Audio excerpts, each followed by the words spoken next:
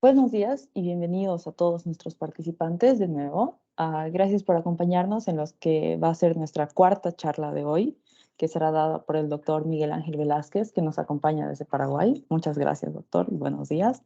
El doctor es doctor en medicina y cirugía, es especialista en neurocirugía por el Servicio de Neurocirugía del Instituto de Previsión Social, donde sigue trabajando actualmente. Es profesor doctor en medicina por la Facultad de Medicina de la Universidad Nacional de Itapúa y también fue coordinador del proyecto Cannabis Medicinal para Paraguay por el Ministerio de Salud Pública y Bienestar Social del 2017 al 2019. Y el doctor nos dará hoy el tema de cannabis medicinal, la nueva opción terapéutica de 12.000 años de antigüedad. Muchas gracias por acompañarnos, doctor. Ahora pasaremos a compartir pantalla y puede empezar cuando se sienta a gusto. Bueno, muy buenos días, queridos amigos. Un placer volver a estar con ustedes, por lo menos a distancia. No me gusta mucho decir virtualmente porque es un encuentro real, solamente que la tecnología nos permite estar. Hace 3 años pude compartir con ustedes, bueno, con muchos de ustedes ya han de ser médicos, en ese entonces eran estudiantes, pero tuve ya más de una oportunidad en esa hermosa ciudad de Cochabamba. Esa hermosa universidad la pude conocer y me llenaron el estómago y el corazón, porque los cochabambinos son muy famosos por atendernos muy bien cuando vamos. Así que un gran saludo, enorme saludo a todos los amigos que hice por ahí. Bueno, cuando habíamos hablado ya hace unos meses y me pidieron para volver a estar con ustedes, es un honor y el tema que quieren desarrollar es un tema que de repente es algo espinoso, algo que bueno, todos los médicos nos cuesta un poquito empezar con esto por lo satanizado que está o por lo estereotipado que está el concepto de cannabis. Desde el vamos aclaro que vamos a hablar solamente de la vertiente medicinal. La vertiente recreativa es un tema que se discute en otros ambientes, con otros especialistas. Nosotros en la parte medicinal, por lo menos aquí en Paraguay, tratamos de diferenciar bien el tema recreativo del tema medicinal, ya que si bien vienen de la misma planta, se usan componentes diferentes. Nosotros empezamos a transcurrir este tema, por más que sé que hay gente de Paraguay, no lo van a decir que no. No tenemos muy buena fama los paraguayos en cuanto a nuestra marihuana específicamente. Bueno, algunos dicen que es la mejor, realmente no es la mejor, pero es una de los rubros de cultivo que lamentablemente tiene mucha preponderancia aquí en Paraguay, en forma ilegal, obviamente. La historia con el cannabis medicinal comenzó, esta foto es del 11 de enero del 2017, el señor que está en la cabecera, el entonces ministro de Salud, hoy senador de la República, bueno, yo trabajaba con él, ese es el despacho de audiencias de este señor, del doctor Barrios, y ese grupo de padres que ven allí, a la derecha le ven a la Anita, que es un emblema de esta lucha, es un grupo que se llama Camel Park, Cannabis Medicinal Paraguay. Ese 11 de enero, lo recuerdo muy bien, del 2017, fueron a consultar, a solicitar la posibilidad de que el Paraguay suscriba o legalice o reconozca el cannabis en su forma medicinal. Como ustedes saben, todos los países, incluido Bolivia, de América, somos suscriptores de un tratado internacional que se hizo ya en el año 1963, hace más de 50 años, casi 60, 59 para ser exactos, donde suscribimos el tratado de drogas y de drogas de uso ilegal, entre los cuales está la marihuana, el cannabis.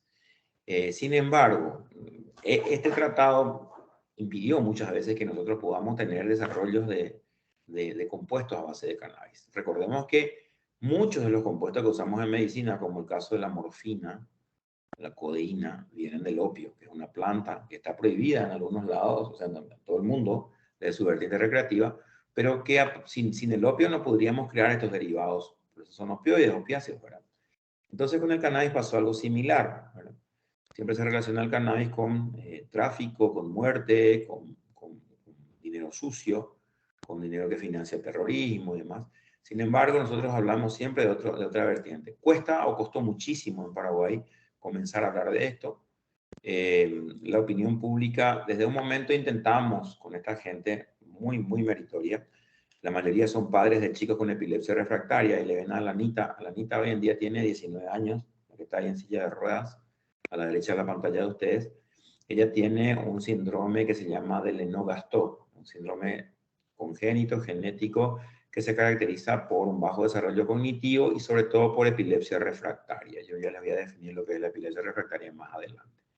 Entonces comenzó la lucha de diferenciar lo que es la planta, lo que es la planta de uso recreativo, de la planta de uso medicinal, que es la misma, solamente que, como van a ver, variamos en los componentes que utilizamos. Ahí tenemos abajo la CENAT, que aquí es la Secretaría Nacional Antidrogas, tendría que ser la DEA de los Estados Unidos, no sé el equivalente en Bolivia. La primera disyuntiva que hay y el primer concepto que yo quiero que tengan es la diferencia que existe entre cáñamo y marihuana. Efectivamente, habrán escuchado hablar del cáñamo. El cáñamo y la marihuana son la misma cosa. El cáñamo es cannabis. El cáñamo del cual se hacen los cinturones de seguridad de los autos, de los cuales se hacían en un tiempo ropa, cinturones para los pantalones, suelas de zapatos. Se hacen también complementos nutricionales para las personas. Es la fibra vegetal más resistente que existe. No hay fibra vegetal más resistente. Imagínense, para hacer los cinturones de seguridad de los autos actualmente, ese cinturón que ustedes se colocan generalmente está hecho de cáñamo. Fábricas grandes como Audi o Mercedes en Europa están utilizando fibra de cáñamo para reforzar sus paragolpes, los parachoques de los autos, de los vehículos. O sea, el cáñamo es una variedad de cannabis, pero con tallo. Entonces, el concepto que tenemos siempre de este tipo de cosas es que, fíjense ustedes cómo nosotros no conocemos. Y el cáñamo llegó, la marihuana no es originaria de América, por más que podamos pensar así, sino que, como dice el título de la conferencia, tiene más de 12.000 años. Se cree que se originó en la Mesopotamia, otros dicen que se originó en la región de Mongolia, otros dicen que se originó en la India. Lo cierto es que llega a América, ¿dónde? En las carabelas de Colón. ¿En qué parte? En las sogas de las carabelas. ¿Por qué? Porque esas sogas de barco son sogas de cáñamo. Es muy importante diferenciar lo que es el cáñamo de la marihuana. ¿Por qué? Porque aquí en Paraguay, cuando se libera el cannabis para el punto de vista medicinal e industrial, que es lo que hicimos nosotros desde el 2017, yo redacté la ley que ahora está vigente en Paraguay y que se presentó al Congreso, se aprobó por unanimidad. Raro que el Congreso de mi país apruebe algo por unanimidad y con celeridad. Como todos los congresos son bastante, dejan mucho que desear. Sin embargo, se aprobó porque se vio la utilidad. Y hoy en día Paraguay es el principal exportador de cáñamo a nivel latinoamericano. En cuanto a marihuana, sí, nos gana Uruguay, pero desde el punto de vista comercial, desde el punto de vista recreativo, nosotros no tenemos legalizada la marihuana recreativa, así como ningún país de América, salvo Uruguay. Sí, la medicinal, al igual que Uruguay, Colombia, ahora Argentina y Chile, también Perú. Entonces tenemos sí ya el uso medicinal. Entonces es importante saber que cáñamo y marihuana son la misma planta. La diferencia es, como acá vemos, es un cultivo en el cual yo estuve en los Estados Unidos en el 2018. Este es un cultivo donde se cultiva la flor a partir de la cual salen los componentes que usamos en medicina. Ven que es un cultivo totalmente indoor. ¿Qué significa indoor? En interiores. Es un cultivo medicinal que no puede, y atiendan bien, fíjense cómo están vestidas las personas que trabajan allí. Están como para un quirófano. No puede, bajo ningún concepto, el cannabis que se utiliza en medicinal, recibir ningún tipo de contaminación. Y de contaminación me refiero a polinización. ¿Por qué polinización? Porque si una abejita atraviesa, me trae el polen de una planta de un vecino que tiene su maceta para uso recreativo, que si bien está prohibido, sabemos que todo el mundo lo tiene, por lo menos aquí en Paraguay, en cada cuadra hay gente que tiene una plantita, ¿verdad? De uso recreativo, ¿verdad? Y está prohibido, entonces se tiene que destruir. Pero si la abejita atraviesa, se me posó en la planta y me entró al invernadero y me polinizó la cosecha que ustedes ven ahí, fíjense ese invernadero que está ahí atrás del grupo de chicas, qué grande es. Bueno, se me echa a perder la cosecha. ¿Por qué? Porque va a venir la Secretaría Antidrogas y me la va a destruir completa. Yo saco, fíjense cómo son como unas hueveritas donde se colocan las plantas, se controla la calidad de de la cantidad de humedad, de nutrientes, etcétera, de cada plantita, y eso se van trasplantando de a poco. No es casualidad que sean mujeres, perdón, varones que me están viendo ahora, pero no es casualidad que sean mujeres las que trabajan en este invernadero. ¿Por qué? Porque las mujeres son absolutamente más ordenadas que nosotros en muchas cosas. Entonces las mujeres son las que cosechan a mano. ¿Esto por qué? Porque son mucho más prolijas que nosotros. Nosotros somos un desastre completamente. Nosotros estamos en otro punto de vista. Nosotros cargamos las bolsas porque somos muy malos. Entonces la mayoría de las que trabajan en los invernaderos indoor son mujeres, ¿verdad? Y eso es por su capacidad de orden. Un concepto importante que tenemos que tener es un nuevo estudio, una nueva farmacología. Para mí fue estudiar de nuevo farmacología cuando me metí en este mundo del cannabis medicinal.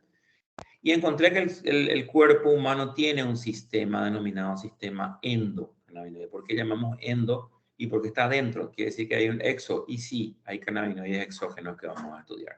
Pero el sistema endocannabinoide humano es un sistema que consta de receptores, que son proteínas de 7 pasos. Acuérdense lo que llamamos proteínas de 7 pasos, proteínas que pasan 7 veces por la membrana celular, la membrana de las células que integran, llevando impulsos que reciben a partir de sus receptores en la parte exomembrana, induciendo cambios en el interior de estas células a partir de las órdenes que reciben por esos receptores. Bueno, estos receptores cannabinoides son muchos, son variados y están distribuidos en el cuerpo humano. Los más conocidos se conocen con las siglas CB1 y CB2, después existen otros tantos, pero estos son los más conocidos. Y fíjense, tenemos receptores CB1 en cerebro, pulmones, sistema vascular, músculos, en el aparato gastrointestinal y en los órganos reproductores, mientras que tenemos CB1, CB2 exclusivamente en bazo, huesos y piel, y ambos receptores en el sistema inmune, en el hígado y la médula. O sea, ¿qué significa esto? Fíjense en este dibujito. Significa que tenemos receptores en estos lugares donde puede actuar, por lo menos donde identificamos receptores, donde puede actuar los cannabinoides. Ahora, y atiendan bien esto que les voy a decir, este sistema endocannabinoide tiene particularidades. En primer lugar, es un sistema absolutamente independiente del sistema opioide que todos conocemos. O sea, no tiene los mismos receptores, no tiene la concentración de receptores en los mismos lugares. Entonces, absolutamente en paralelo, independiente. Segundo concepto que hay que manejar. Es un sistema que no es similar en todos los seres humanos. Significa eso que yo no tengo dos personas que tengan igual concentración de receptores cannabinoides en su cuerpo. ¿Qué significa eso llevado a la práctica? Que mi tratamiento con cannabis medicinal no va a tener el mismo resultado en dos personas. Por ende, yo no puedo dar, y entiendan bien, no puedo dar una dosis precisa de mi cannabis, así como les digo, por ejemplo, a ver, para la fiebre, 500 miligramos de paracetamol a 1 gramo, bajan la fiebre, a cualquiera de lo que estamos aquí. Para un golpe, un traumatismo, 400 miligramos de ibuprofeno, 50 miligramos de diclofenac, nos van a bajar la inflamación, nos van a calmar el dolor. Bueno, con el cannabis no funciona así porque depende exclusivamente de la concentración. Como yo sé qué tipo de concentración tengo de receptores, sencillo, dosis-respuesta. Esto puede resultar chocante. Decía, mira, estás practicando conmigo, estás, a ver, viendo qué tal sale. Y es en una manera así, pero hay que decirlo elegante al paciente. Entonces, el paciente cuando empieza el tratamiento con cannabis, uno tiene que avisar, mira, ¿sabes qué? Empezamos a dosis bajitas y vamos subiendo de acuerdo a tu respuesta, porque el cannabis es así.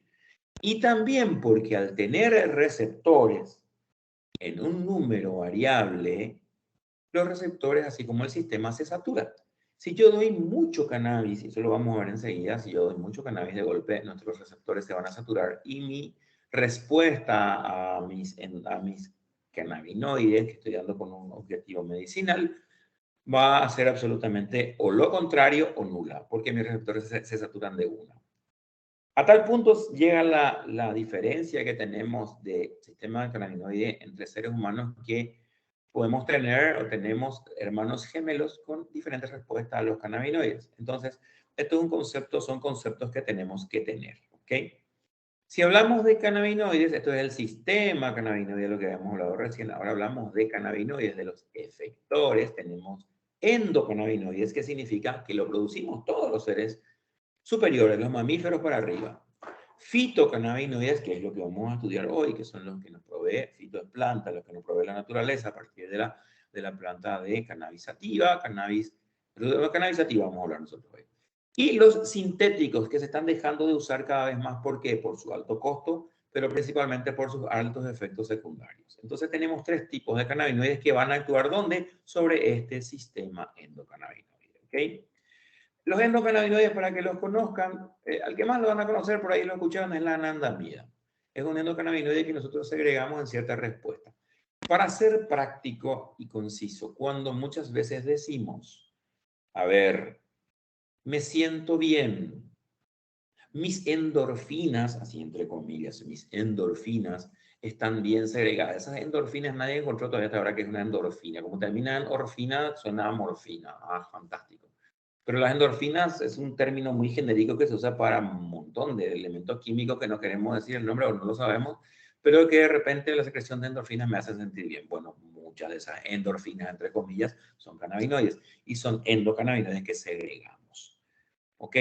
Entonces, el sistema endocannabinoide controla relajación, ánimo, sueño, equilibrio metabólico, el sistema reproductor femenino. Muchas de las chicas que tienen trastornos en sus ciclos, en sus sistemas reproductores, inclusive hasta dolor menstrual, esto sucede ¿por qué? Porque tienen un desequilibrio en su sistema cannabinoide. Su equilibrio cannabinoide está roto y esos son conceptos nuevísimos que debemos manejar ahora.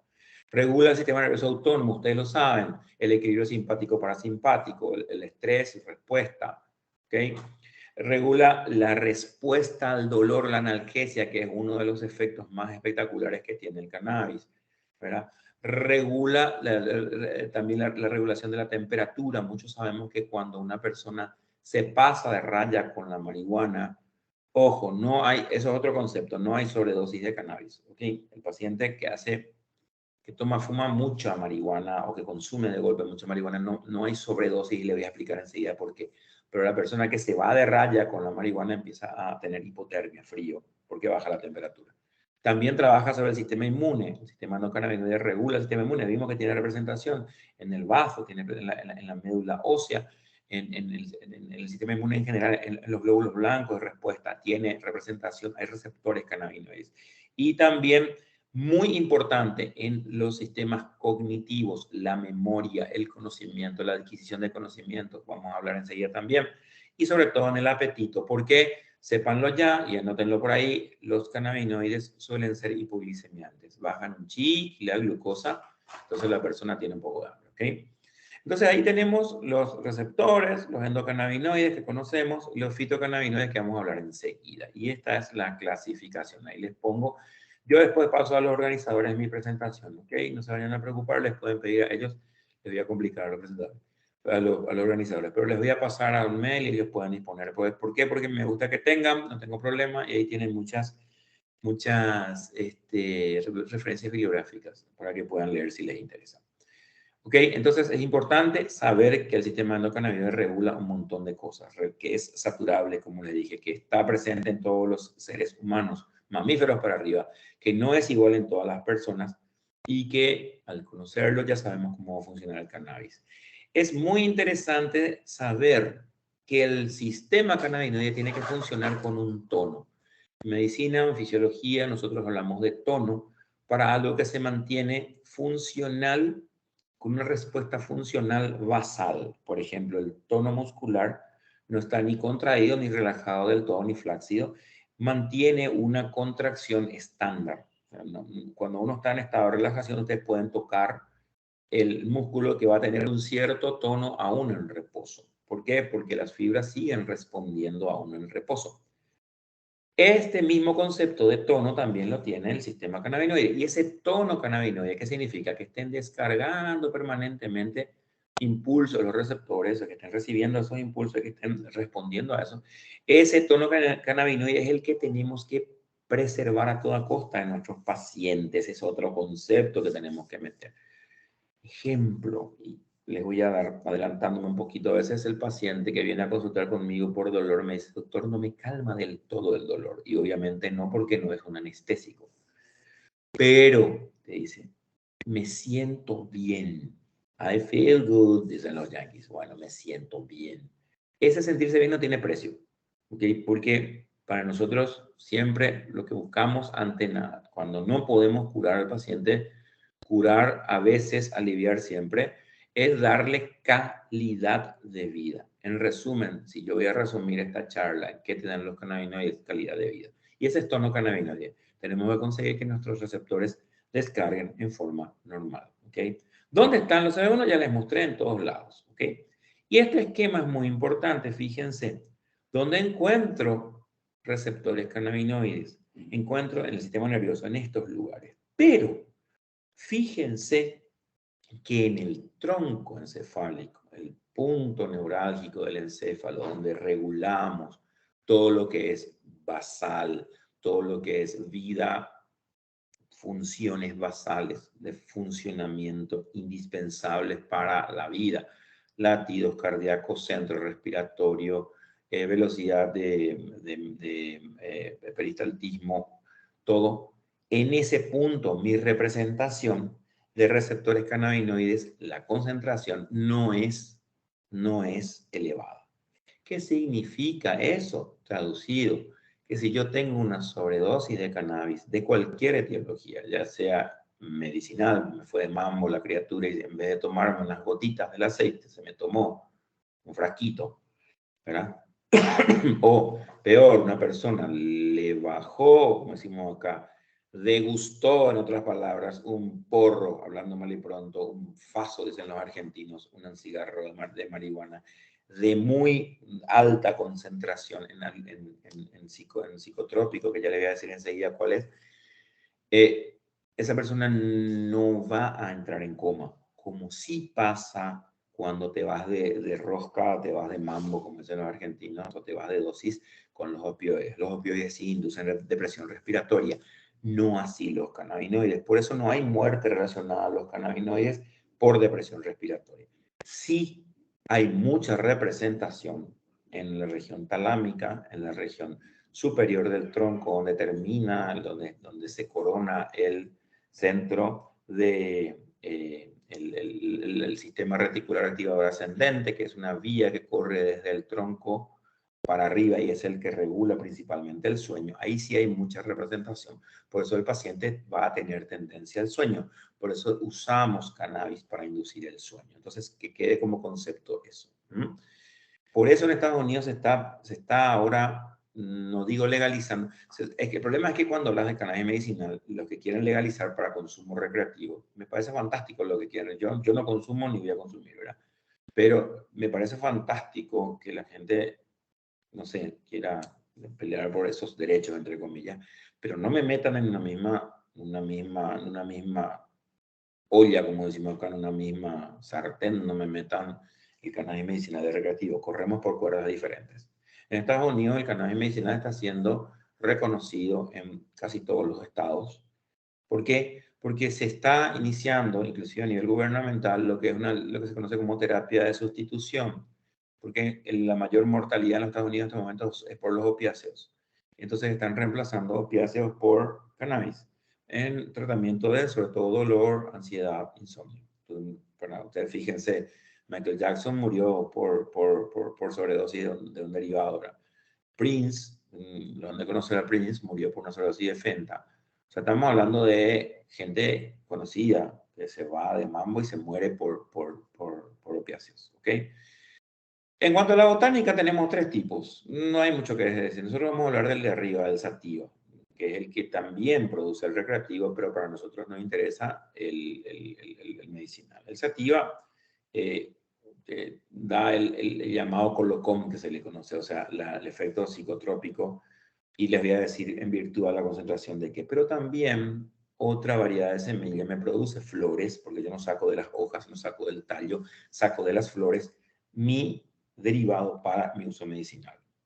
Hay otras variedades, la índica y la ruderalis, bueno, que son ya para conocimiento general. Esto es muy interesante.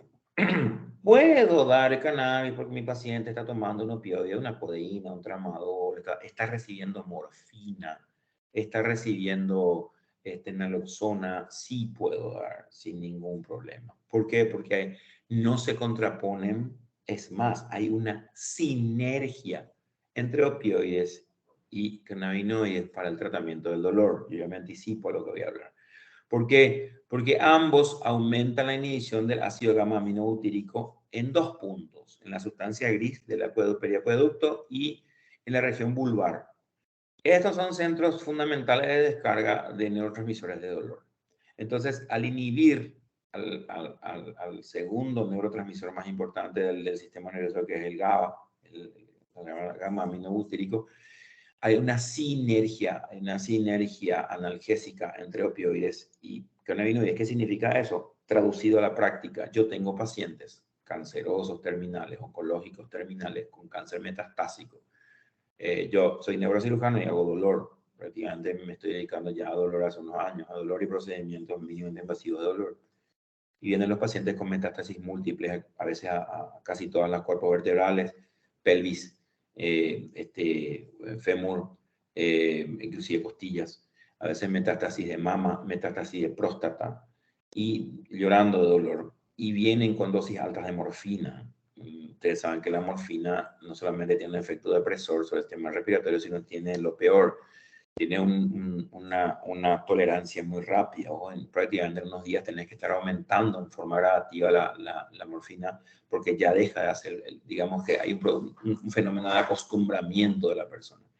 Bueno, ese acostumbramiento del cuerpo a la morfina, esa curva de tolerancia, no lo tienen los cannabinoides, nunca. Uno llega a una dosis de cannabinoides tope donde puede iniciar, originar la descarga de sus receptores en forma armónica o por lo menos en forma deseada, y eso ya nunca aumenta, no aumenta. O sea, llegamos a un punto donde los cannabinoides llegan a un punto de rendimiento óptimo que lo encontramos juntos con el paciente. Y lo mejor que con estos pacientes que consumen altas dosis de opiáceos, de morfina, empiezan a disminuir su opiáceo, su morfina. Inclusive tengo pacientes que estaban recibiendo morfina cada 4 horas de forma terminal, y resulta que empezamos a darle cannabinoide a dosis altas, llegamos a dosis altas en forma gradual pero rápida para calmar el dolor, y más o menos el paciente llegó a necesitar solamente sus inyecciones de morfina, ni siquiera por vía oral, ya tolerar la morfina por inyección, por subcutáneo, llegó recién a disminuir hasta cada 72 horas, lo cual era una cosa, imagínense, estar recibiendo cada 4 horas a recibir cada 72 es un progreso muy grande. ¿Okay?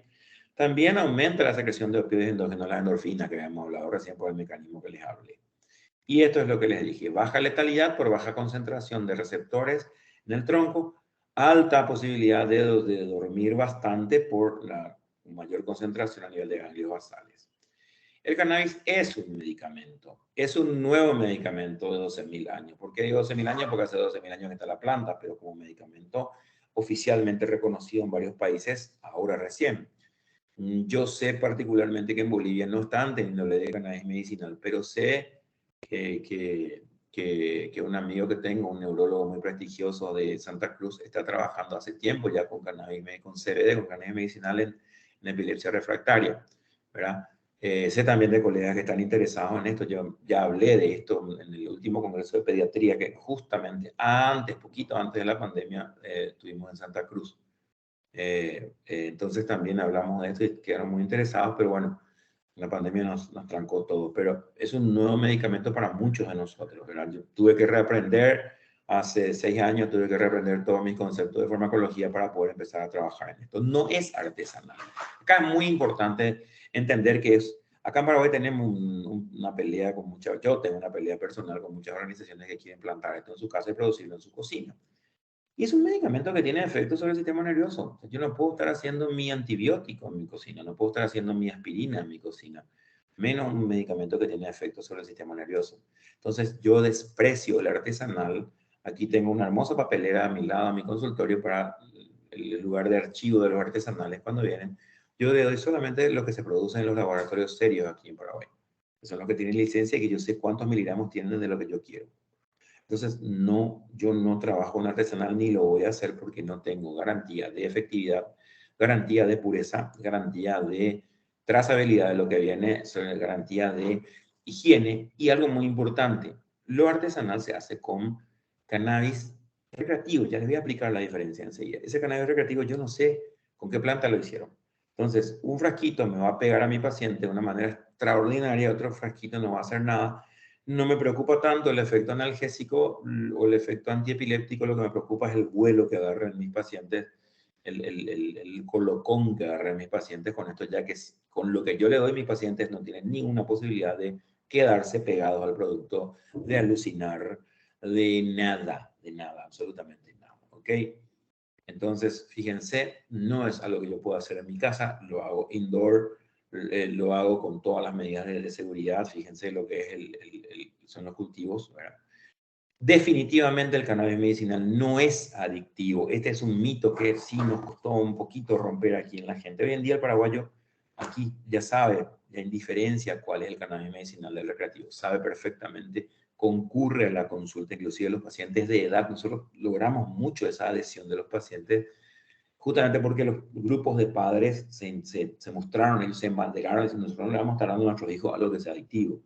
Entonces eso tocó mucho la sensibilidad, nos ayudó mucho en el proceso de comunicación aquí.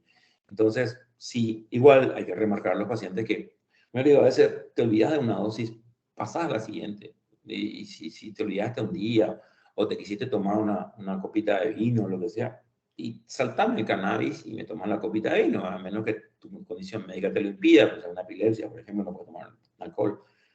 Entonces mis pacientes me quieren mucho porque yo soy el único médico que da marihuana y alcohol en el consultorio, pero bueno, eso es otro tema. Pero no es adictivo, definitivamente no es adictivo al medicinal, ¿ok? O sea, no hay ninguna posibilidad. Y aquí están los grandes protagonistas.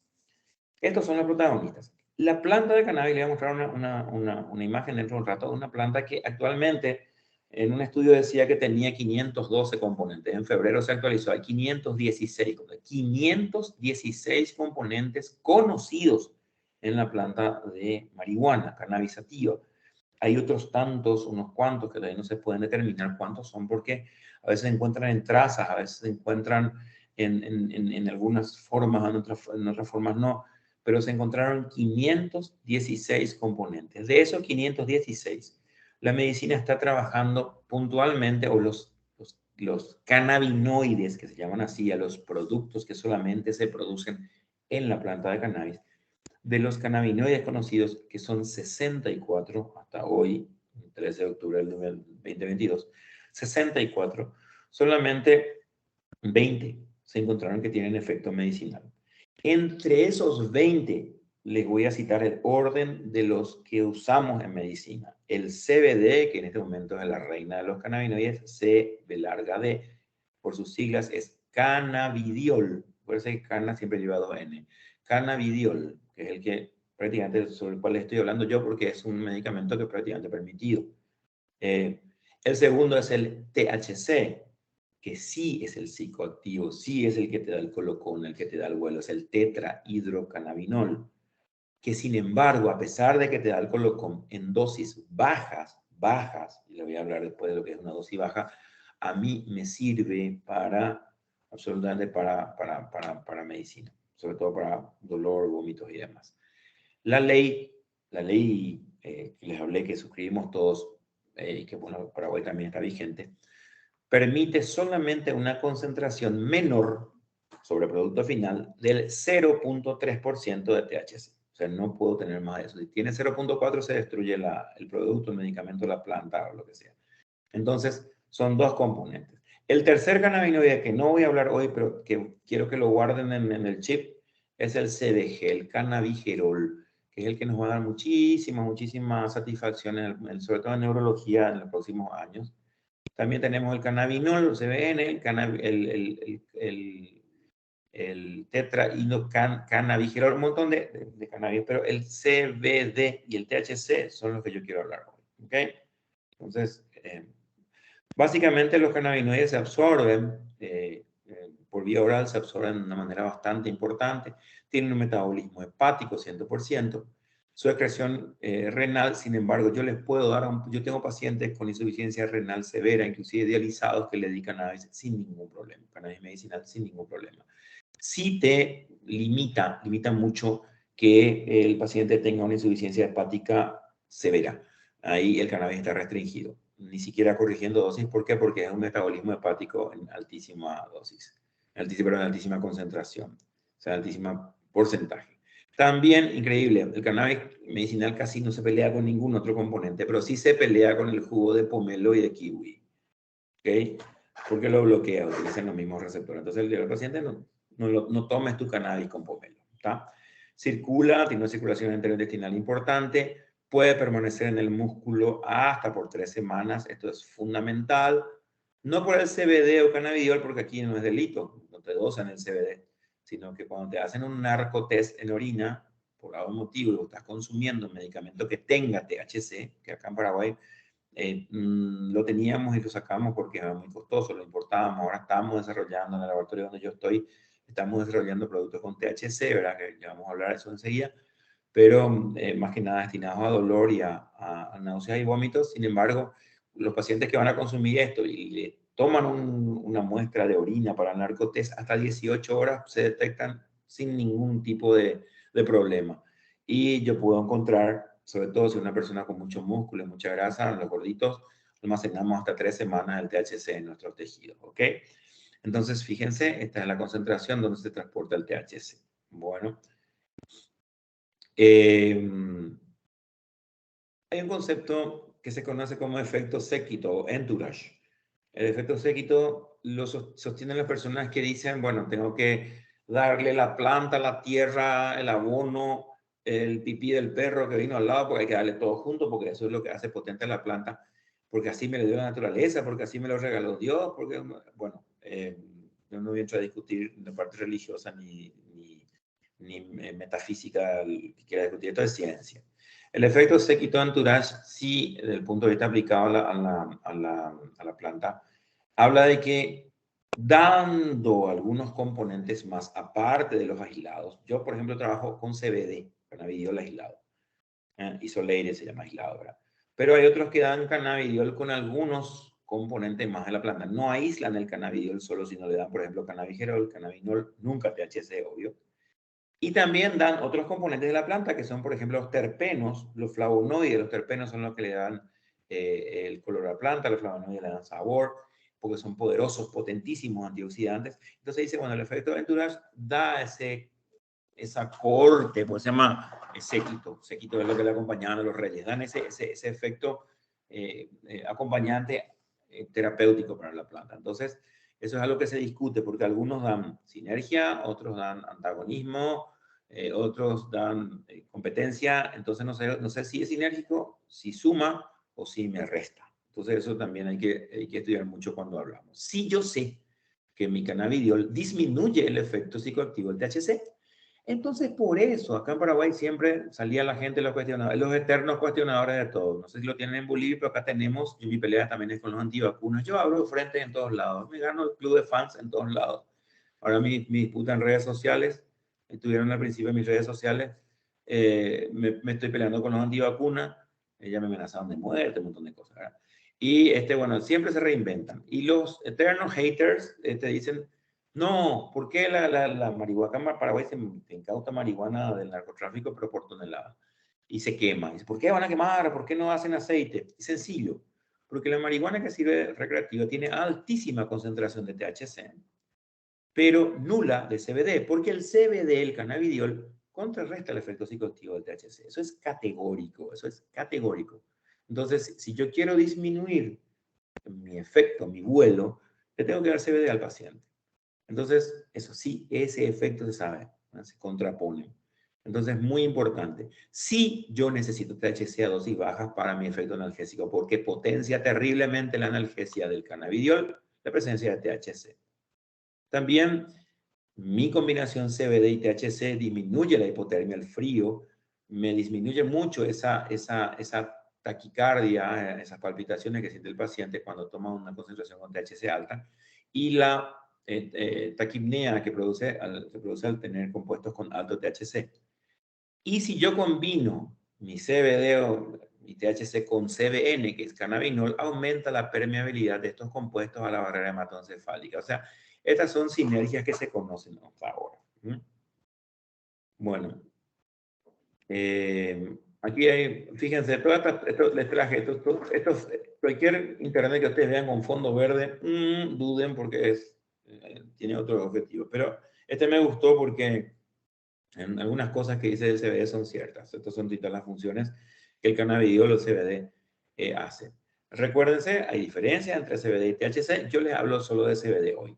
Aquí en Paraguay no es algo que solo pueden prescribir algunos médicos. Cualquier médico puede prescribir ya el CBD. Estamos peleando porque sea de venta libre en farmacias. Ahora te piden la receta y se archiva. La crema a partir de CBD que hacemos para dolor ya es de venta libre. El paciente puede ir a pedir porque tampoco nada. Y cuando aquí las autoridades del ministerio entiendan que el CBD no es una droga, tendrían que liberarlo para que el paciente pueda ir a comprar con una receta simple, ¿okay? O directamente estando registrado ya su pedido en farmacia, ellos ya son consumidores de CBD. Nadie se puede drogar con CBD. Aquí en Paraguay tenemos una moda, o sea, un control que es la receta cuadruplicada para opioides, para estupefacientes, para psicotrópicos, que solo algunos médicos tenemos. No, un medicamento con receta simple aquí en Paraguay por lo menos. Está aprobado por la FDA. Y les digo, por la FDA y la Agencia Europea, ¿para qué está aprobado en la FDA? El resto es todavía basado en la evidencia y en las publicaciones. ¿Para qué está aprobado por la FDA? En primer lugar, se aprobó para la esclerosis múltiple, específicamente para la espasticidad asociada para la esclerosis múltiple. Y el primer producto aprobado con cannabis era el llamado Sativex, ¿verdad? Que es muy caro, muy costoso. En segundo lugar, se aprobó para la epilepsia refractaria. Se aprobó el producto bajo el nombre de Epidiolex, que es cannabidiol CBD 99% puro, ¿verdad? Y el tercero, que está a punto de salir, es el dolor relacionado a la oncología y como antiemético. Y cuarto, que va a llevar un poquito más de tiempo, pero está en eso, es para probar dolores relacionados a patologías osteoarticulares y dolor crónico en general. Entonces está aprobado para ciertos usos y en vía de aprobación para otros basándose en la evidencia. Muy importante que ustedes sepan que no es medicina alternativa, ¿ok? Alternativa es dejen todo lo que están consumiendo, consuman solo cannabis. No, esa es la alternativa, es complementaria. ¿Qué significa? A los medicamentos que le doy les voy a dar también el cannabis. Ustedes dicen, sí, pero es uno más, va a gastar el paciente. Es uno más, pero que con el tiempo va a ayudar a que los otros disminuyan. Y tiene otros efectos secundarios, entre comillas, muy saludables. Entonces, no deben suspenderse medicamentos cuando se da cannabis. Vuelvo a repetir, no crean adicción y mucho menos dependencia. Esto es muy importante. El cannabis que yo uso en medicina no viene del cáñamo. El cáñamo puede producir CBD, pero la concentración de CBD que puede conseguir el cáñamo es hasta el 60%. Acá en Paraguay está el boom de los productos de cáñamo. Te meten en la hierba mate, te meten en los alimentos, te meten en cualquier cosa. Entonces, con CBD, con CBD, con CBD, con CBD. Y sin embargo, lo que yo utilizo es de la flor. O sea, lo que utilizamos nosotros para el producto medicinal es la flor. ¿Por qué? Porque si bien tiene CBD, la concentración por producto de CBD es del 99.6%, casi 100% de CBD y totalmente libre de THC. No hay ninguna posibilidad, repito, de que la persona se intoxique. Estos son cultivos de cáñamo que existen en Paraguay. Y este es el cultivo que ya les mostré, indoor, de lo que es la diferencia que hay entre el cáñamo y de donde yo saco el medicinal, que es la flor. Cualquier profesional lo puede dar, no reemplaza, complementa y no es costoso. Aquí en Paraguay no es costoso. Se les voy a decir cuánto sale la formulación más costosa del cannabis para la epilepsia refractaria, que tiene 100 miligramos por ml. Imagínense que un paciente con epilepsia refractaria tiene como dosis máxima 300 miligramos día, 3 ml de esos que se dan. Aquí la presentación, que tiene 50 ml por 100 miligramos, sale aproximadamente $16. Y obviamente $16, o sea, no es mucho. Es un medicamento que le puede alcanzar un mes y le puede hacer reducir otros medicamentos, ¿verdad? Tiene indicaciones precisas, no anda para todo. Es más, el cannabis no cura nada. Tiene muy bajos efectos colaterales, muy bajas interacciones, muy pocas interacciones, ¿verdad? Sí interacciona, por ejemplo, con el clobazam, que es un antiepiléptico, aumentando la sedación. Sí interactúa con el ácido valproico, que es un anticonvulsivante. ¿Cómo? Aumentando la titulación del ácido valproico. Quiere decir, yo debo corregir, a veces reducir mi dosis de ácido valproico en el paciente, porque la presencia de CBD, específicamente de CBD, cannabidiol, le aumenta su concentración de CBD, de valproico en sangre. Sí, como les dije, se pelea con el pomelo y el kiwi porque impide su absorción. Sí interactúa con el alcohol aumentando la depresión, o sea, aumenta el sueñito, da mucho más sueño, ¿verdad? Y hasta ahí paro de contar. El resto no tiene ningún otro tipo de interacción. Efectos secundarios. A dosis medianamente altas da sueño, sí. Pero a dosis bajas te despierta, te conecta. Es impresionante. ¿Me va a dar sueño? No, al contrario, te va a despertar más. Yo a la dosis que te doy para dormir es otra cosa. Y si combino con, por ejemplo, melatonina, otra cosa, dormís. Dormís, pero no te sedas, no quedas knockout, no te desconectas. Otro efecto secundario, le dije, levemente hipoglicémico, por eso aumenta el hambre. Otro efecto secundario, el paciente, como es un neuroprotector, el paciente se siente más conectado, más lúcido, más despierto. En síntesis, el paciente se siente bien, duerme bien, se siente mejor, alcanza un mejor tono cannabinoide y se siente bien. No digo que cura nada, porque hasta ahora no encontramos que cura nada.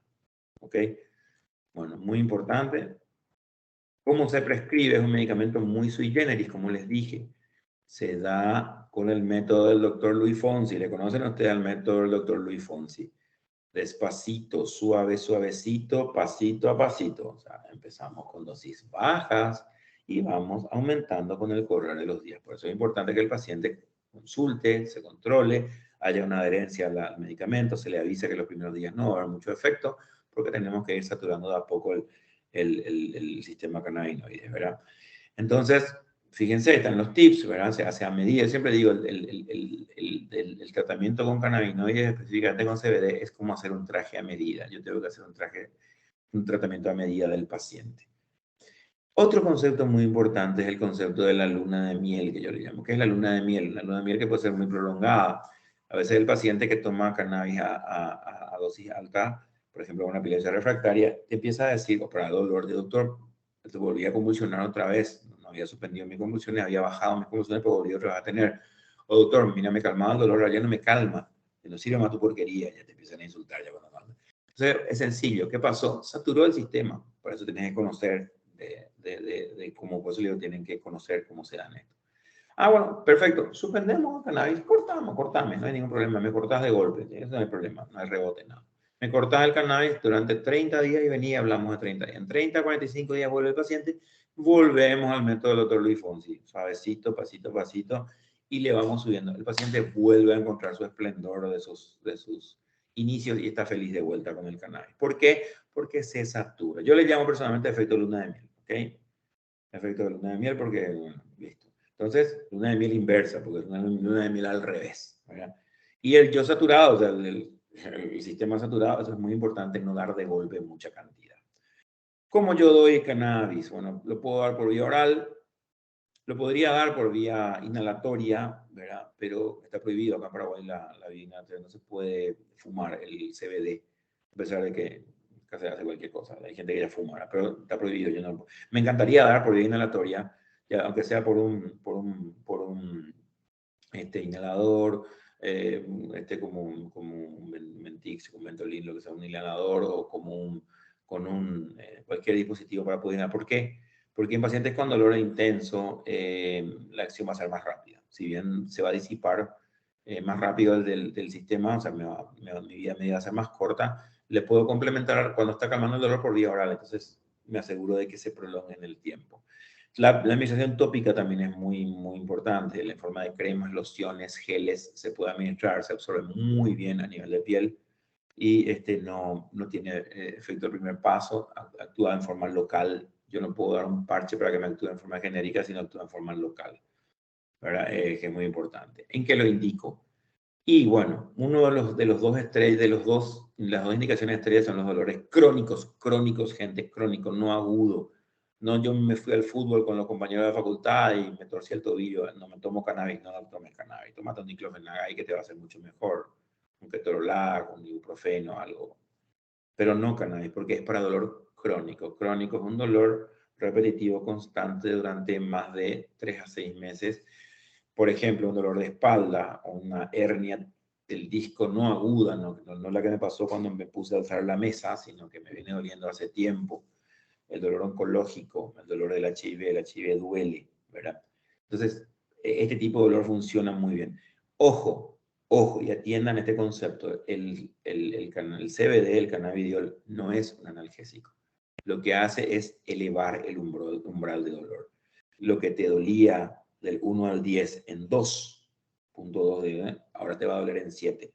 O sea, te voy a levantar el umbral de dolor, vas a ser más tolerante al dolor, no te va a calmar, entonces por eso lo combino con otros elementos, ¿está?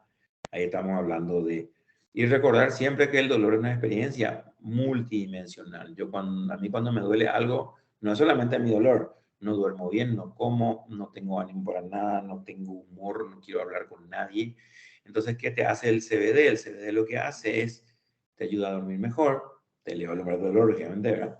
Te ayuda a comer más, da más apetito, no un hambre voraz, pero te da un apetito interesante, te mejora el ánimo. ¿Por qué? Porque te hace sentir mejor, vuelvo a repetirle el concepto de los pacientes. Entonces, el dolor, como es multidimensional, con el CBD me ayuda a abordar desde otro punto de vista el dolor, no solamente el foco doloroso, ¿verdad?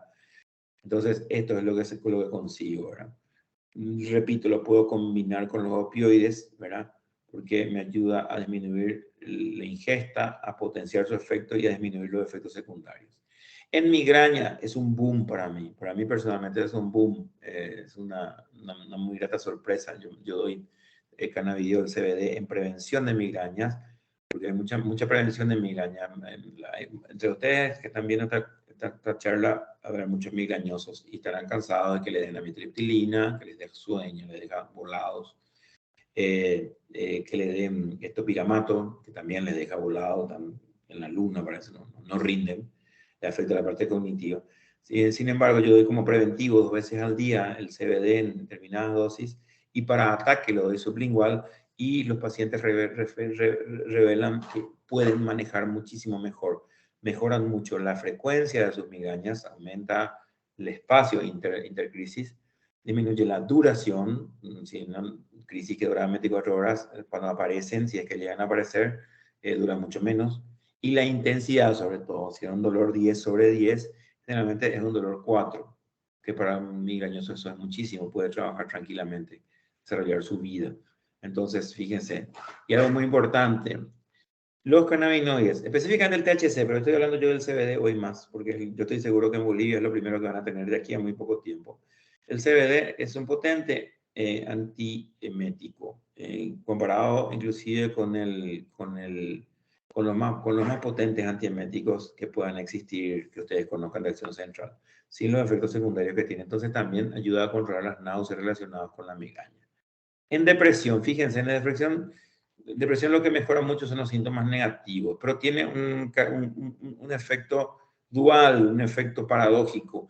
Con dosis bajas de CBD, de cannabidiol, es un ansiolítico, pero con dosis altas ansiogénicos. O sea, si yo le doy de entrada dosis muy alta, el paciente va a empeorar su ansiedad. Entonces, empezando a dosis bajas, el paciente como se modera más.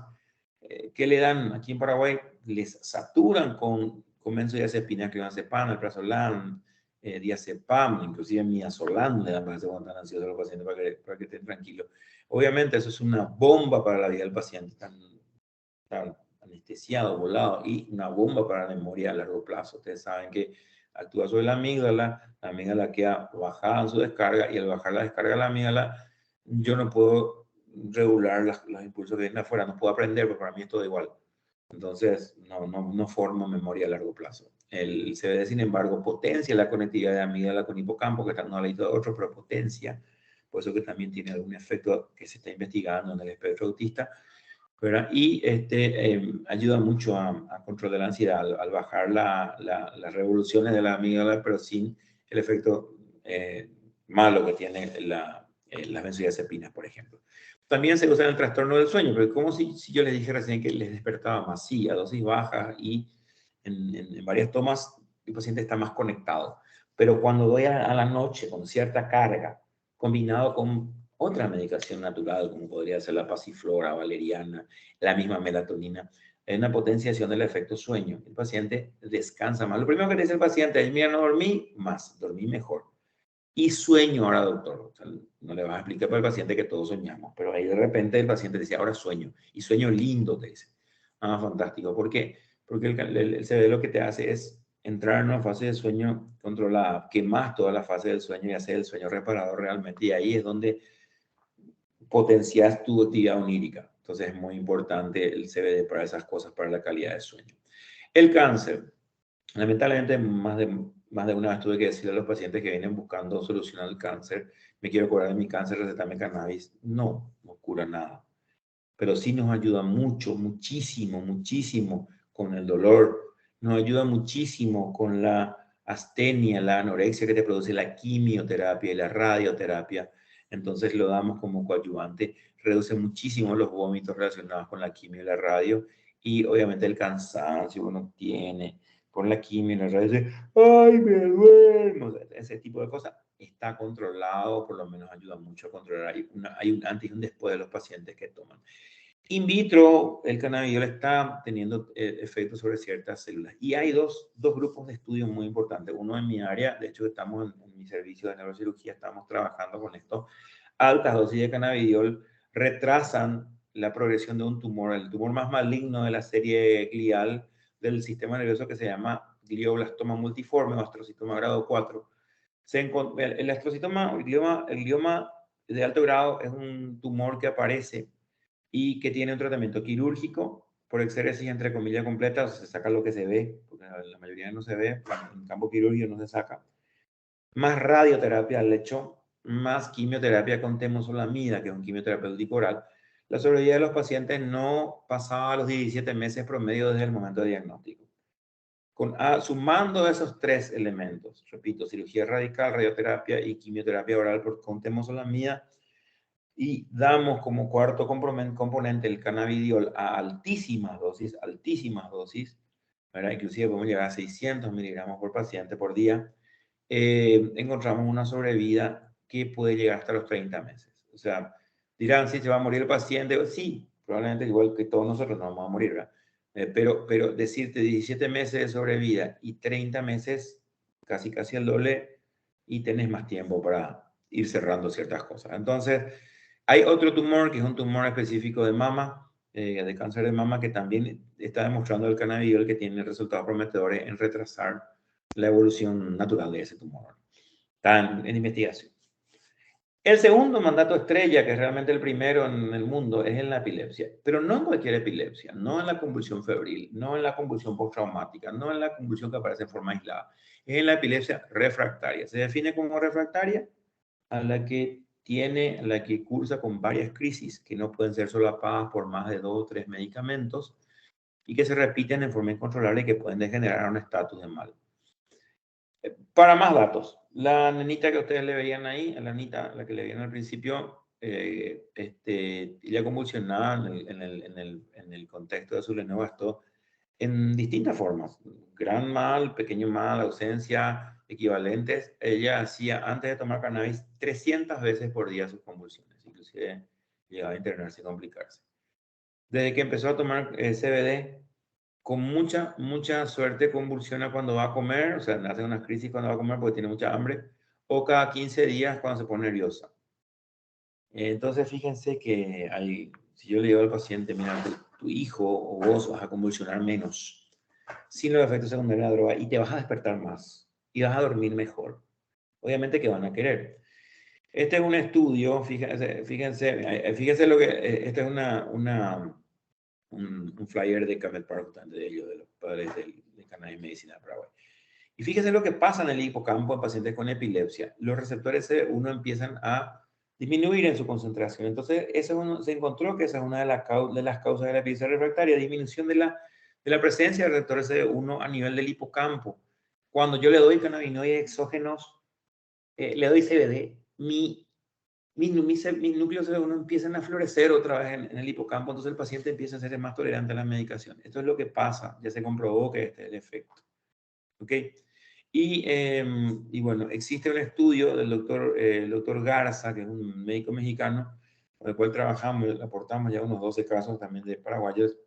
Es un estudio multicéntrico donde encontró que en pacientes con epilepsia refractaria hay pacientes que han llegado a disminuir hasta en un 100% la aparición de crisis severas. No de crisis totales, pero sí de crisis severas. Sigue teniendo su enfermedad de base, siguen tomando sus anticonvulsivantes, pero sus crisis son casi imperceptibles.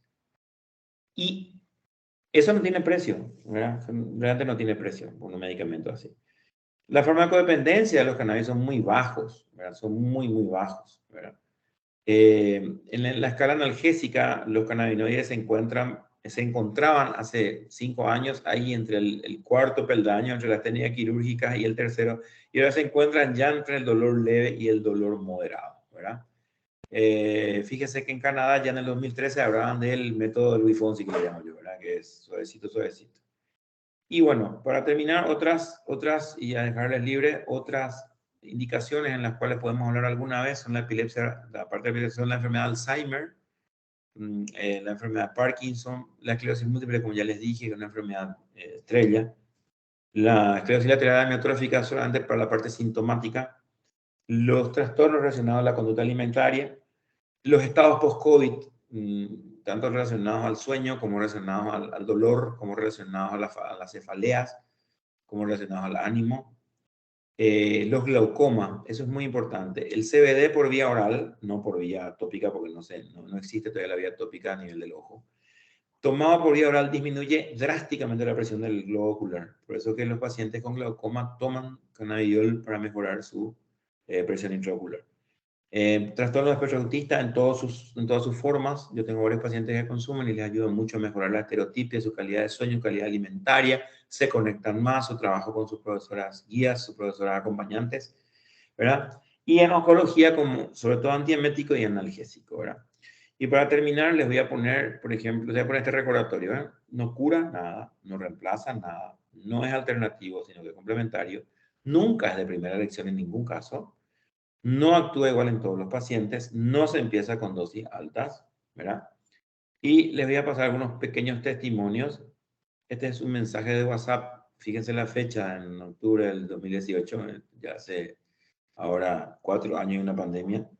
Y fíjense, nos agradeció la hija de un paciente que tenía un tumor metastásico, varios huesos, y que llegó llorando, literalmente llorando aquí al consultorio, no podía ni sentarse en la silla de ruedas, ya perdió la movilidad con cáncer de próstata. Y esa hija nos escribió que pudo pasar los últimos meses sin dolor y morir con dignidad. Eso no tiene precio, gente.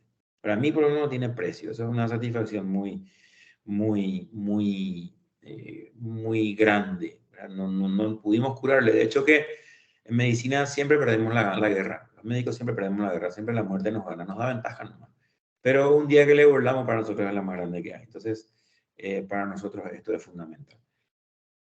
Segundo caso que les muestro. La abuelita de quien les voy a mostrar ahora vino, consulta conmigo por Parkinson y recibe su CBD, su cannabidiol, y mejoró mucho la parte de movilidad, disminuyeron mucho los temblores, pero sobre todo la rigidez. Y la nietita había sido que tiene trastorno de espectro autista. 8 años en su momento, hoy ya tiene 10, 8 años en su momento, y no hablaba absolutamente nada, se comunicaba así, solamente con, digamos, gruñidos, gemidos, llevando la mano, señalando. Entonces, mamá me dice, quiero darle cannabis, porque no habla, porque no puedo hacer nada, no me progresa. Eso fue el mes de enero del 2020, plena pandemia, ojo, plena pandemia. O sea, cuando empezó la pandemia, antes de empezar. Pero empezamos en marzo aquí del 2020. Entonces empezamos a darle cannabis. En agosto del 2020 me pasa este video. Vamos a ver si puede salir.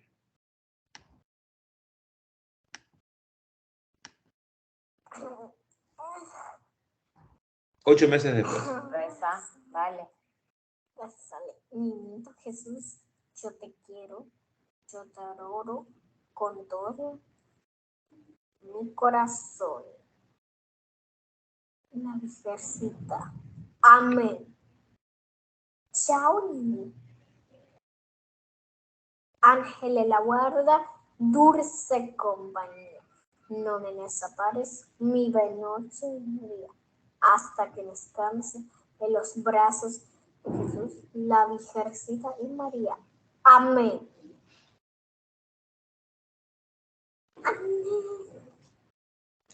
Fíjense, no hablaba ella 8 meses. A veces, no es que no sabía hablar, simplemente no estaban las conexiones allí, o no sé. Pero esto lo puede contar la mamá, lo contó aquí en televisión, ¿eh? No es que me pasó a mí solo el video, lo contó en televisión.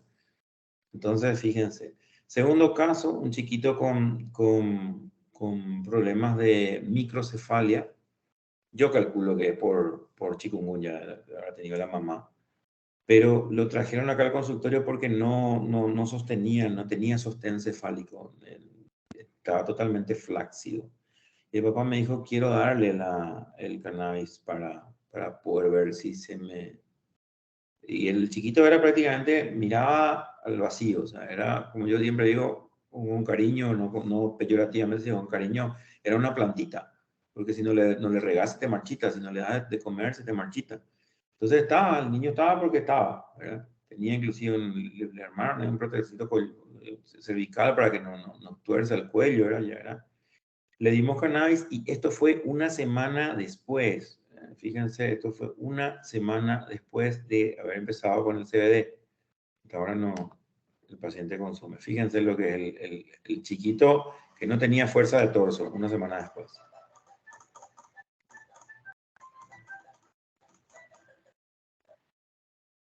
El mismo chiquito con el papá.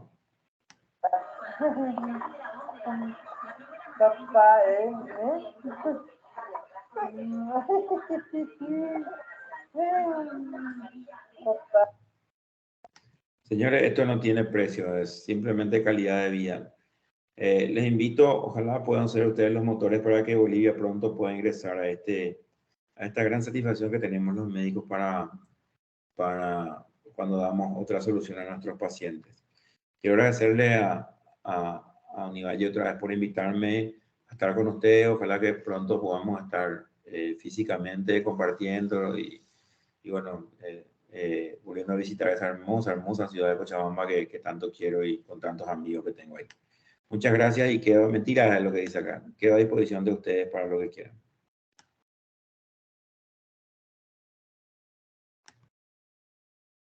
Muchas gracias por su presentación tan interesante, doctor. Fue muy interesante ver todo el progreso que tiene al respecto en su país y las regulaciones que se mantienen y también los testimonios que nos recuerdan a todos al final del día por qué estudiamos esta carrera y por qué hacemos esto. Ahora pasamos a la sesión de preguntas. Tenemos un par ya. Buenos días, doctor. Excelente exposición. ¿Es apto usar el cannabis medicinal durante el embarazo y la lactancia o qué complicaciones tiene ante estas? Como cualquier medicación, no indicamos durante embarazo y lactancia. No existen estudios. Los estudios que se realizaron en modelos animales, hay gente que dice, no queremos que estudien animales, pero bueno, es la forma en que avanzó la medicina. No reportaron efectos teratogénicos. Sin embargo, yo desaconsejo en embarazo y lactancia. Suspendemos todo lo que exista. Cuando sí el niño yo he dado en pacientes muy pequeñitos, sí, por epilepsia refractaria, en pacientes recién nacidos, en pacientes con parálisis cerebral infantil muy secuelares, desde muy chiquitos sin problema. Pero en embarazo y lactancia no. Por las dudas no, prefiero no dar y no está indicado. Gracias por la respuesta. Ahora tenemos dos.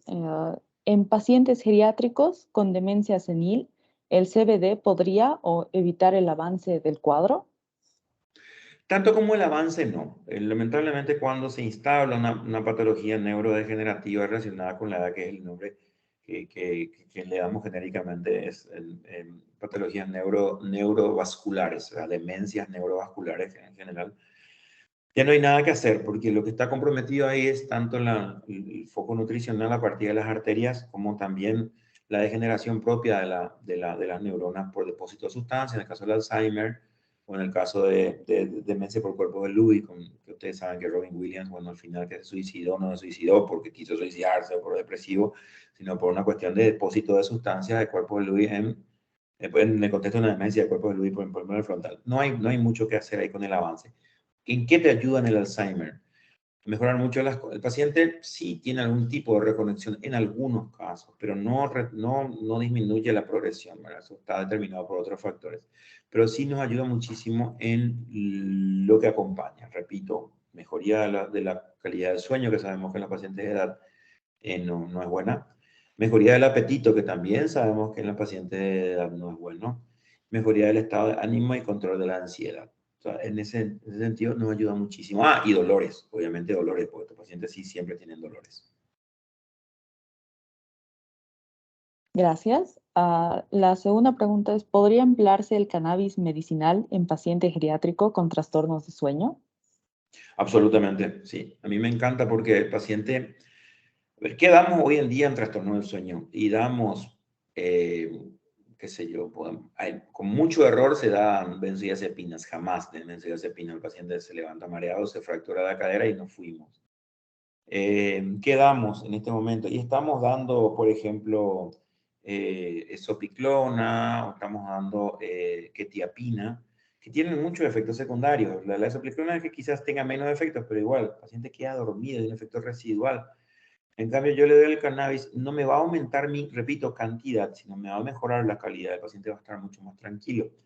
Mis pacientes que toman CBD, cannabidiol, para dormir, tienen un problema de próstata, tienen que levantarse a orinar varias veces. Se levantan sin problema. Orinan y se acuestan de vuelta y duermen sin problema. O sea, no hay una cosa que, oh, estoy mirando el techo de vuelta por culpa de ir al baño. No. Y en los pacientes de edad también mejora, repito, la calidad del sueño. El paciente te dice, mira, yo duermo 4 horas al día, te he hecho una piltrafa y ahora con el CBD y duermo 4 horas, pero me levanto mejor. Claro, porque hiciste todo el ciclo del sueño, hiciste las 4 fases. Pudiste hacer varias veces, por lo menos 3 o 4 veces las 4 fases. Eso no tiene precio también. Ya. Muchas gracias, doctor. Otra pregunta es, muchas gracias, doctor, por su ponencia. ¿Habría alguna contraindicación en pacientes con diabetes mellitus tipo 2 con tumor hipoficiario causante de cefaleas graves? ¿Podría emplearse en este tipo de pacientes? A ver, tumor hipoficiario, si tu cefalea es por el tumor hipoficiario, sabes que si es un macroadenoma hay que sacar, hay que extraer. En cuanto a la diabetes, sí yo tengo algunos pacientes que tuvimos que trabajar con sus endocrinólogos para corregir su dosis de insulina. Porque hasta un 30% desciende la glicemia cuando tomas altas dosis de CBD, por cualquier motivo. Entonces a veces requerimos el control de glicemia, el ajuste de insulina. ¿Por qué? Porque sí, si bien no es un medicamento hipoglicemiante como tal, su efecto secundario es bajar la glicemia, por eso da hambre. Entonces sí, a veces requerimos la corrección de valores. Ya. Gracias. Después hay, buenos días, doctor. En el caso del tratamiento de la ansiedad, ¿es posible hacer el uso exclusivo del CBD o igual tiene que ser asociado? A ver, ¿asociado a qué? Generalmente el CBD se puede usar solito en la ansiedad, se puede usar solo sin problema. Mis pacientes con ansiedad le digo, a ver, la mayoría de las veces yo doy CBD oral, que significa ingesta. Gotitas con las comidas, me olvidé de decirles, siempre tiene que ser con comida, la medida de lo posible. ¿Por qué? Porque aumenta hasta un 30%, sobre todo en comidas grasas. Sin embargo, cuando necesito una acción rápida, como por ejemplo crisis migrañosa, por ejemplo crisis de ansiedad, las gotitas, acá tengo un frasco, voy a mostrar. No es propaganda ni promoción porque no tienen esta marca ustedes, pero bueno. Pero les muestro como en el frasco, ¿verdad? No sé si se ve allí. Ahí está. Tiene un goterito, ¿verdad? Las gotitas bajo la lengua. Tac, tac, tac. 2 gotitas, 3 gotitas bajo la lengua. Y te quedas un rato ahí. Y cuando ya te cansas, un aceite. Y usa como base aceite de colza o aceite de oliva. Puedes usar un poquito de aceite, pero nada más. Te cansas, lo tragas. Automáticamente controla tu ansiedad. O sea, anda bastante bien. Con 2 o 3 gotitas de 25 miligramos, que es la dosis mínima en presentación aquí, anda muy bien. Anda muy bien. Gracias por la aclaración, doctor. Buenos días, doctor. Para un paciente geriátrico con Parkinson, ¿se puede recomendar el uso de cannabis? ¿Cuáles podrían ser los resultados? Sí, vuelvo a repetir, siempre los resultados son variables. En el Parkinson tenemos tres componentes: la rigidez, el temblor y la disquinesia, o sea, la dificultad de movimiento causada más que nada por los otros dos, ¿verdad? Lo que mejora muchísimo es la rigidez, bastante, el temblor no tanto. Pero el paciente con Parkinson te dice: ¿qué te molesta más? ¿Estar duro o temblar? No, estar duro, te dice. Yo tiemblo, pero puedo corregir, puedo atajar cuando no es muy avanzado. Pero la disquinesia sobre todo se llama la rigidez, quiero decir, y la espasticidad que vos tenés por el Parkinson, ese fenómeno de rueda dentada que haces cuando le revisas al paciente, eso sí es muy molesto. Eso mejora bastante, bastante. Y repito, todo lo otro, sueño, alimento, la verdad que siempre viene de la mano. Cognición también mejora. Entonces, sí, puede mejorar un paciente. ¿En qué grado? Repito, depende de cada paciente. Ya, tenemos otra pregunta. Es, en cuestión del uso de cannabis recreativo, ¿cuántas veces al mes lo recomendaría? Nunca. Nunca. No se olviden que el THC es neurotóxico. ¿Ok? El THC es neurotóxico. Yo uso THC, si estoy formulando THC para mis analgesias y para mis vómitos, pero no a la dosis brutal. Fíjate con lo que les dije, en la ley te permite hasta 0,3, 0,4% de THC en tus productos, ¿verdad? Yo con 0,4% ya puedo hacer un medicamento con mucho mejor efecto sobre el dolor, con un buen efecto sobre el vómito. No le voy a dar a un paciente que tiene epilepsia refractaria a THC porque va a convulsionar más, puede hacer un estatus o puede hacer un brote psicótico, no le voy a dar. Llegaría así a formular hasta 1%. ¿Por qué te digo las cifras? Porque un cigarrillo de marihuana de mediana calidad puede llegar a tener entre 5 y 11% de THC. Imagínense lo que es eso no es medicinal. Pero a mí la marihuana me despierta, dicen algunos. A mí yo me fumo un porrito y me voy de cuerpo, me voy al baño, estoy feliz, estoy conectado, estoy lúcido, estoy relajado. Fantástico. O sea, esa es la sensación primera. Pero la exposición repetida a THC, no a CBD, a THC a altas dosis, está demostrado que induce degeneración neuronal, sobre todo a nivel de los centros cognitivos, tanto en el lóbulo frontal como en la parte de captación de memoria. Entonces, si hablamos de un efecto paradojal, si a mí el CBD me está produciendo y el THC no tanto, pero más el CBD me está produciendo un incremento de las conexiones neuronales de memoria, dosis alta de THC sí me pueden ser perjudiciales. Entonces, ¿cuánto al mes? Ninguna. ¿Cuánto al día? Menos. ¿Cuánto al año? Menos. ¿Cuánto en la vida? Menos.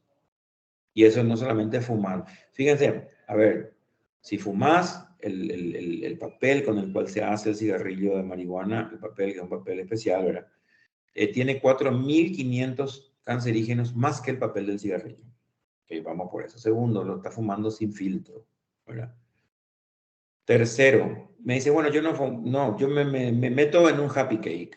O sea, el happy cake es la famosa torta de marihuana que ya intoxicó mucha gente, ¿verdad? El problema con la absorción gastrointestinal del THC, específicamente de los cannabinoides, pero el THC es que es muy irregular. No, yo me comí un pedacito de la galleta, no me hizo nada, entonces me metí el muffin completo, o me metí el brownie completo. ¡Fu! Atajate, porque puede hacer un brote psicótico de aquello, caminar por las paredes, porque es así, que es mucho THC de golpe. Entonces ahí tenemos la respuesta aguda. Si yo no, yo como un poquito de marihuana por vía oral para tranquilizar mi THC, pero es la misma cosa. La misma cosa, tus neuronas lo van a sufrir. Gracias, doctor, por la explicación.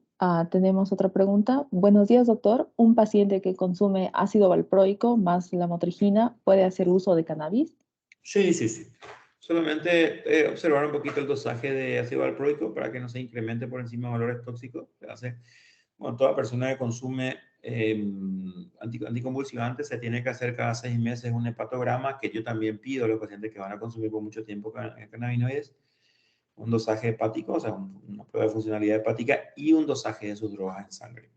Y si hay algún tipo de incremento en la concentración de valproico por el consumo concomitante con cannabidiol, se reduce el valproico, no hay problema, pero sí puede perfectamente. Sí, con el clobazam, repito, espaciarlo, porque tomar muy seguido, muy cerca del clorazán, vamos a estar ahí durmiendo totalmente y todo el día. Ya, gracias, doctor. Tenemos otra pregunta, para pacientes con anorexia nervosa y bulimia, ¿es recomendable el uso del CBD medicinal? ¿Cuáles serían los resultados?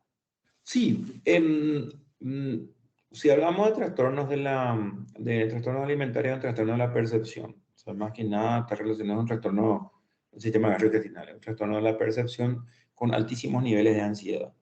Entonces, con el cannabidiol vamos a tener un primer efecto sobre la ansiedad, un segundo efecto sobre el incremento de apetito por la reducción de la glicemia, como les dije. Es una línea a seguir investigando, porque hasta ahora tenemos publicaciones de casos aislados, no de casos muy grandes, de personas que están usando el cannabidiol para el control de la ansiedad y demás cosas en anorexia, bulimia, en trastornos alimentarios como la pica, comer hielo excesivamente y demás. Sí, están usando en eso. Y estamos esperando resultados definitivos. Probablemente entre el año siguiente vamos a tener ya los primeros resultados ya con una cohorte más grande de pacientes. Pero es una línea interesante. Sobre todo porque cuando yo le digo al paciente el cannabis, le digo el CBD, le digo, mira, lo peor que te puede pasar con CBD es nada. O sea, que no tenga efecto. Y eso puede pasar primero porque yo soy un asno, un burro, y no te lo di bien. O sea, que yo te di mal. Segundo, porque sos un desobediente. No puedo decirle burro al paciente, nunca. Sos un desobediente y tomaste mal. No lo tomaste como tenía que ser. Y tercero, porque no seguiste el proceso del doctor Luis Fonsi, de pasito, pasito, pasito, suave, suavecito, de a poco y sin ningún apuro y viendo dosis y respuesta. Gracias. Otra pregunta que tenemos, si tuviera alguna experiencia del uso del CBD u otro terpeno en deportistas. Sí, más que en deportistas, te digo, el CBD, fíjate que hay artículos que dicen que la Armada de los Estados Unidos le da a sus pilotos CBD para aguantar muchas horas en los aviones y para aumentar su alerta. Yo pensé que era un mito urbano, pero leí un reporte donde ellos daban el cannabidiol. De hecho, que en Estados Unidos vos tenés los gummies, los caramelitos de cannabidiol, tenés los ositos de cannabidiol, tenés hasta leche enriquecida con cannabidiol, tenés la venta libre de golosinas, de gelatinas y demás con cannabidiol, con alta dosis. No te estoy hablando de una cosa anecdótica, ahora va a decir tiene CBD. Pero ellos están dando a ese nivel. Entonces, en deportistas sí está prohibido, de alta competencia. En este momento, si yo quiero dar cannabidiol a un futbolista o a los que están jugando los juegos de sur aquí, que fueron en Cochabamba la vez pasada, ahora son acá, en este momento, si yo les doy a uno de ellos y le prescriben le hacen la prueba y sale cannabidiol, lo van a suspender. ¿Por qué? No por el efecto que pueda tener, sino porque está prohibido. Sigue estando prohibido. La pelea es que probablemente esto con las Olimpiadas siguientes del CBD sea... Fíjense lo que pasó en Rusia, con esta chica que entró, esta atleta que entró y le condenaron a no sé cuántos años de cárcel por CBD. Imagínense cómo estamos en el mundo todavía con este tema.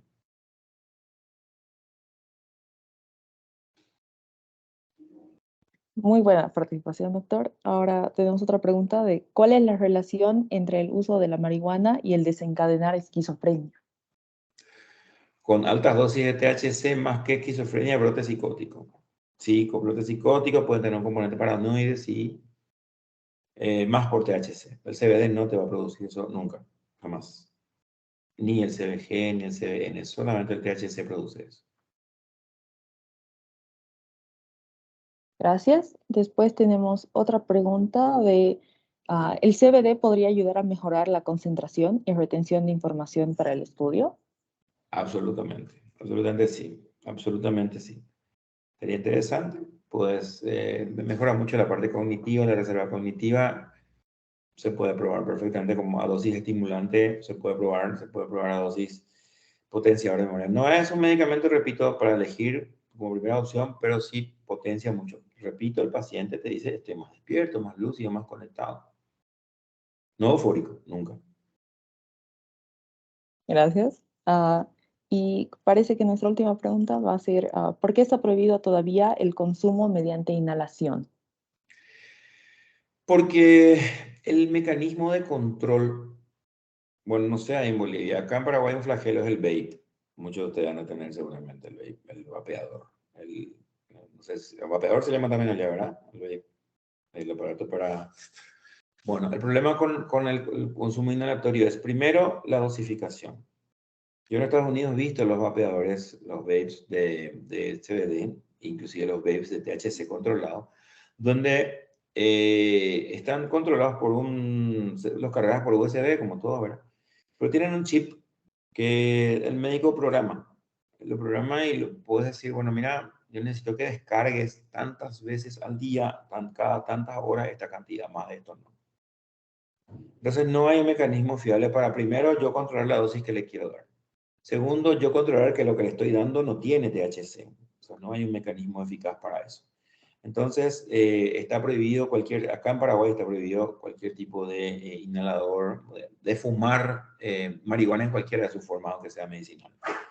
Entonces, ni siquiera puedo producir, con el laboratorio donde estoy, podemos producir gotas para nebulizar. No, no puedo. Gracias, doctor. Tenemos una mano levantada. Tal vez alguien quiera, Moisés Posillo, tal vez quiera hacer una intervención.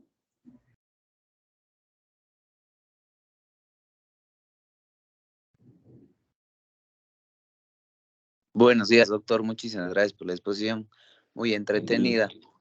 Quería consultarle, bueno, aquí el contexto social, político es diferente, ¿no? A Paraguay, pero quería saber más o menos qué pasos se llevaron a cabo para ver de la legalización en cierta forma para el uso del cannabis medicinal allá, ¿no? Aquí estamos un poco en pañales. Sé que hay alguna que otra acción que se está llevando mediante Acción Andina, pero no sé, allá en Paraguay cómo fue el caso, cuánto tiempo tomó, cómo fue el tema de la legalización, primeramente supongo del cáñamo, luego la marihuana.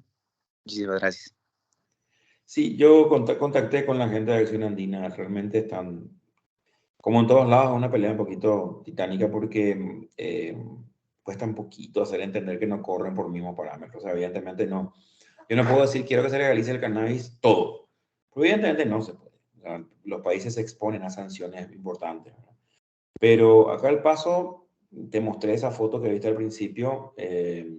La fecha te di el 11 de enero del 2017. A partir de ahí, con el apoyo del propio gobierno, sí, hay que reconocer que el gobierno sí se puso los pantalones y dijo, bueno, necesitamos urgente, porque antes el paso era engorroso. O sea, yo tengo un hijo en epilepsia, por ejemplo, y necesito conseguir cannabis. Bueno, ¿qué tenés que hacer? Primero, traerlo a Estados Unidos. No, acá no se producía. Entonces, no puedo traer, yo me lo traigo, me lo compro por Amazon, viene acá en la aduana, los perritos ahí de la aduana me lo decomisan al toque.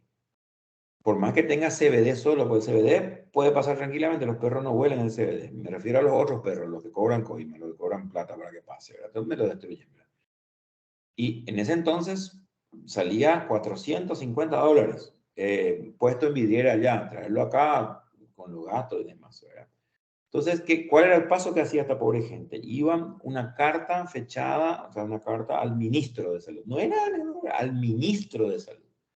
El ministro recibía la carta con un diagnóstico médico que no todos los médicos queríamos hacer diagnósticos pidiendo cannabis, porque nos van a estigmatizar. Esa carta donde yo decía, el paciente Juan Pérez tiene epilepsia refractaria y debe consumir cannabis medicinal que no existe en el país. Necesita la autorización. El ministro autorizaba un frasco por vez por paciente. Con esa autorización, el pobre papá, iba a la aduana a decir, bueno, voy a hacer traer por vía aérea esto. Se hacía el pedido de Estados Unidos, hablo de 2016, porque 2017 de enero comenzamos, 2016. En Estados Unidos tampoco estaba muy avanzado el tema, entonces, ¿qué hacían? Vos pagabas con tarjeta a una empresa de cannabis, ¡pum!, bloqueaban la tarjeta. Querías hacer un depósito por cualquiera de las agencias de depósito, por MoneyGram, qué sé yo, PayPal, olvídate. Automáticamente el costo se excedía. Entonces, a partir de ahí venía en avión. Tardaba 3 semanas entre que se despachaba, se envasaba, venía, llegaba acá.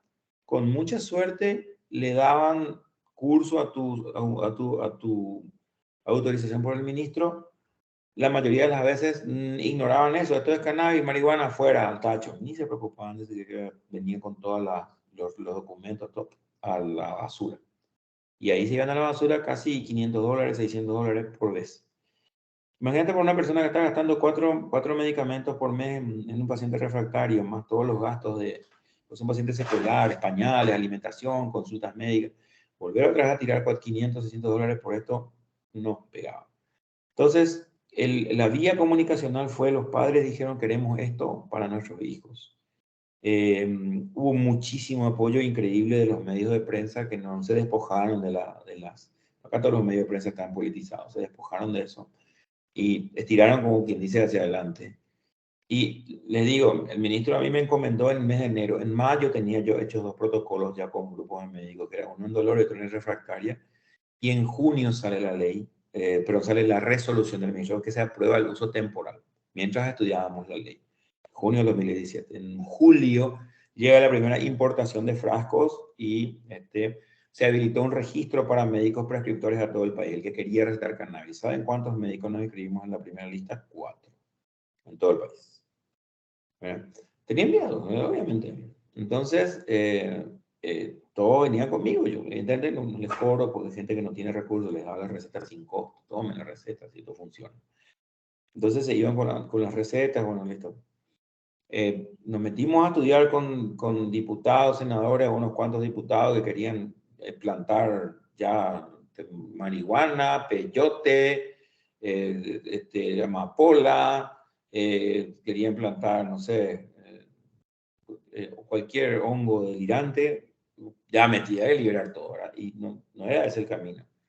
Nos peleábamos, yo me llegué a pelear con el entonces ministro de Agricultura, insoportable, ¿verdad? Que quería, todo el mundo quería, bueno, controlar todo, ¿verdad?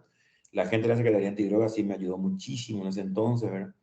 Y bueno, es así que presentamos un proyecto de ley con un diputado muy, muy serio, avalamos con muchísimos estudios, y en el mes de diciembre, yo recuerdo que ese diciembre de 2017 estaba en Cancún, en un congreso justamente que nos invitó la gente de control de control de estupefacientes de Estados Unidos, para que le contemos cómo íbamos nosotros como país. En ese entonces pionero, Colombia tenía una ley, pero una ley que corría por todas las mismas sendas. Y entonces nos vamos en ese momento, nuestra ley es una ley que es exclusivamente de uso medicinal, la ley del cáñamo fue aparte. Entonces, estando en Cancún, para la reunión, me acuerdo muy bien la responsable antidroga, la SAR antidroga de esta, era una mujer del gobierno de Trump, en un hotel, teníamos helicóptero por todo ahí, nos podían cocinar a balazo cualquier momento, y nos fuimos allá a hacer en Cancún, un desafío allá en los carteles de la droga ahí de la Riviera Maya. Y con helicóptero, me acuerdo, había perro, policía, diciembre, hacía medio frío en la playa, y se salía a la playa y estaba rodeado por todo, ¿no? Parecía una película. Y dice ella, pues, cortamos la reunión para avisar que nos llega una noticia que en Paraguay se acaba de aprobar el uso de cannabis medicinal. Nos aplaudieron todos, parecíamos estrellas de rock en ese momento.